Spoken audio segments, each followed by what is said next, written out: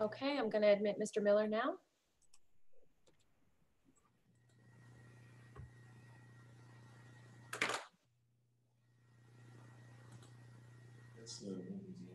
Okay. Hello. Good afternoon, Mr. Miller. My name is Andrew Morgan. I am the chair of the JNC. We're here for our afternoon session for the vacancy that's going to be in the county court of Volusia County.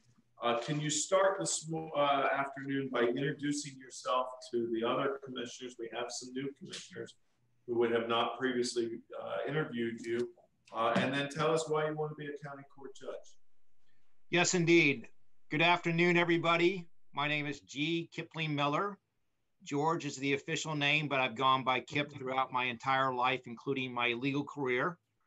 I want to start out telling you a little bit about my background as far as my life. I was born in Niles, Michigan, which is just outside of South Bend, Indiana. Moved down to Florida with my parents in 1976 to New Smyrna Beach, Florida, whereby I attended elementary school, middle school, and high school. I'm a graduate of New Smyrna Beach High School in 1983. Upon my graduation in high school, I went to Stetson University in DeLand, Florida, where I received my undergraduate degree. I lived all 4 years in DeLand, Florida.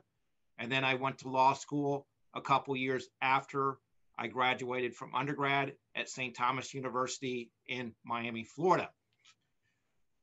As far as my background that wants me to become a criminal judge, I've had a great deal of trial experience during my 27 years, close to 27 years practicing in criminal law.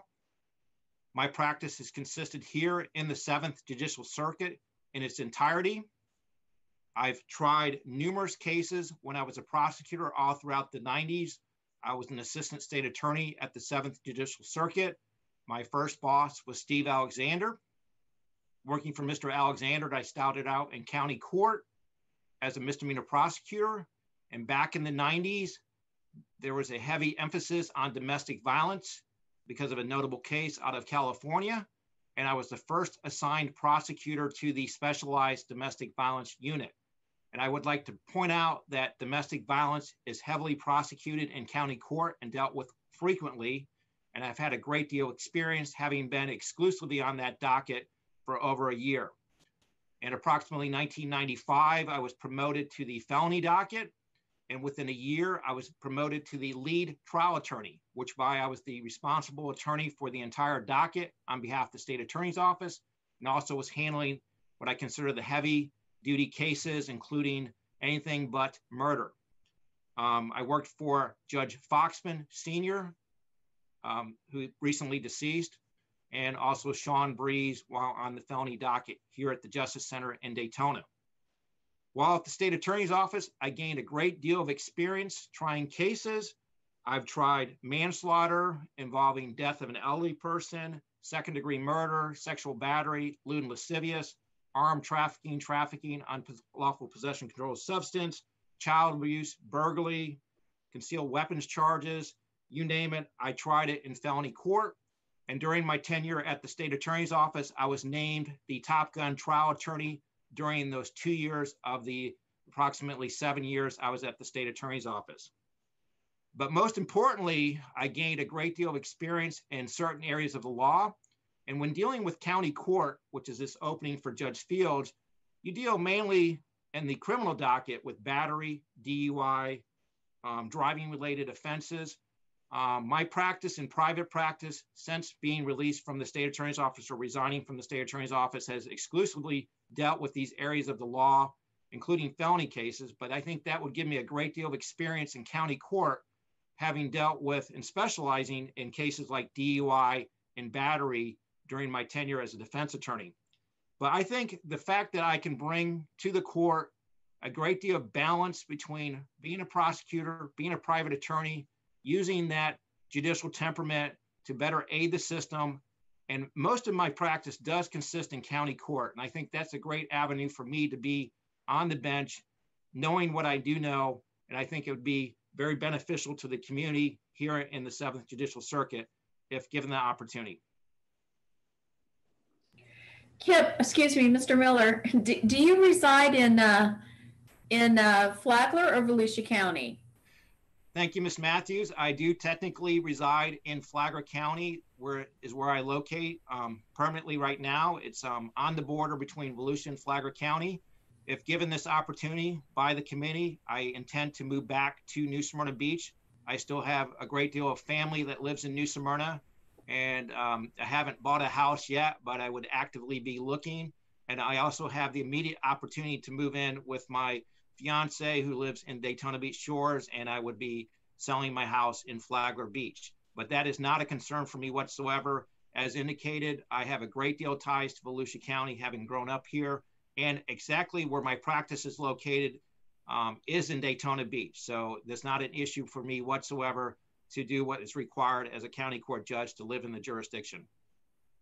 Mr. Miller, what about civil experience? Do you have experience with landlord-tenant issues? And you know, the jurisdictional limits of county court are changing, so there's going to be a lot more of a civil docket in the future for a county court judge. And that's understood by me. Now, let me say this. My relationship with the bench is purely professional, but I also want to mention that I have grown up with the vast majority of the county judges that are currently on the bench. And when I say that, a lot of them were colleagues of mine at the state attorney's office. And some of those colleagues are currently on the civil bench, and it assured me that they would guide me through the process. But most importantly, to directly answer your question, I have not dealt with landlord-tenant. I have a great deal of experience in trial. I'm reading the rules of civil procedure. I also feel confident that I'll be able to learn that as similar judges that have been appointed to the bench that had very little civil experience from the state attorney's office acclimated quite well. I feel I could do the exact same by getting into it and learning it quickly as possible, but also having the assistance of the judges that I know personally. I feel assured that I would be able to handle a civil docket quickly and efficiently. Mr. Miller, it's Raven Sword. So I'm just looking at your application, and you indicated that in the last 10 years you haven't done any pro bono work. And surely you've picked up a few cases and you've done them for free for somebody over the last few years, correct? Absolutely, Ms. Sword. I've handled many cases, but I don't report it as pro bono work to the Florida Bar, but I've had numerous clients that I've taken on and literally take it on from the beginning as pro bono. We say in the defense world, sometimes you become pro bono when you don't get paid and finish the case, and that's oftentimes the case. Tell me, have you done any community service, like for example, I don't know, volunteering at a church or anything of that nature? Because that's also a little empty as well in your app. And I agree, Ms. Sword. And my thoughts on that, I need to get more involved, and I intend to be completely involved in any organization that the rules of judicial canons that will allow me to be involved. And I tend to participate fully within the community as a judge, that judges oftentimes do, to assist the community and make the community a better place. I would like to do that more. I feel that my 7+ years and the year as a certified legal intern at the state attorney's office were civic minded, and I desire greatly to go back into the civic field as a judge. And if the judge thing doesn't work out, I would probably go back to the state. I enjoyed it so much to be able to serve the community. Now, we've sent you up before. So can you tell the commission kind of what you learned and what you would do differently? That's the, that is the question. And that is the learning curve that I must say that you learn tremendously by the experience. You have to reach out, and you have to, as told to me by another judge who's successful, that it becomes almost a full-time job if given the opportunity outside the committee to reach out to the community and to get their support. And also, Mr. Jaycoat, the lead counsel for the governor, asked you what I considered law school questions during the interview, and I brushed up on my responses because, as we all know who are practicing attorneys, some of those questions never have the right answer. And I will assure you that I feel much more comfortable about the process. I have done nothing yet until, if given the opportunity to get out of the committee, to reach out to those individuals that could provide me support in making that decision with the governor. And I've learned tremendously from the last experience, and I will hopefully capitalize on that experience. This is my second desire, or my second application. I realize that nowadays you see a lot of younger candidates, but I felt that the fact that I have all this experience, majority of which is in county court, will better me as an attorney, because I must say I get to watch these things that are unfortunate with judges throughout the state that are getting reprimanded, it seems like, more frequently. And I assure you that my temperament, my knowledge, my experience will better me as a judge, or make me, I assure you, not to be in that situation. But this experience after this initial stage is the most difficult part if given this opportunity. What is it about misdemeanor court that interests you more than felony court?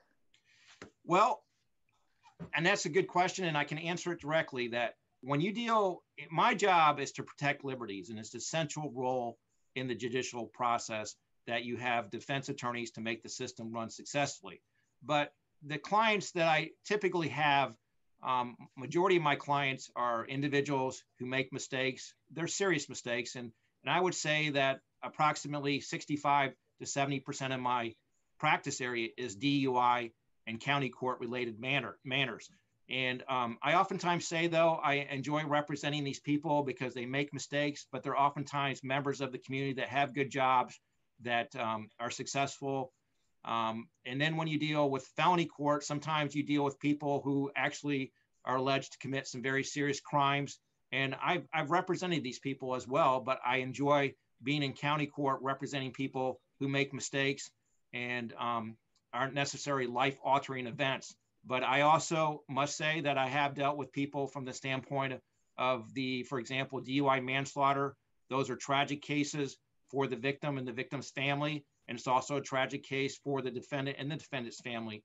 And but I just enjoy being in county court. And I think the exposure to domestic violence and DUI that I've had will be a tremendous asset as a county court judge if given a criminal docket. And as indicated on the civil docket, I will learn quickly.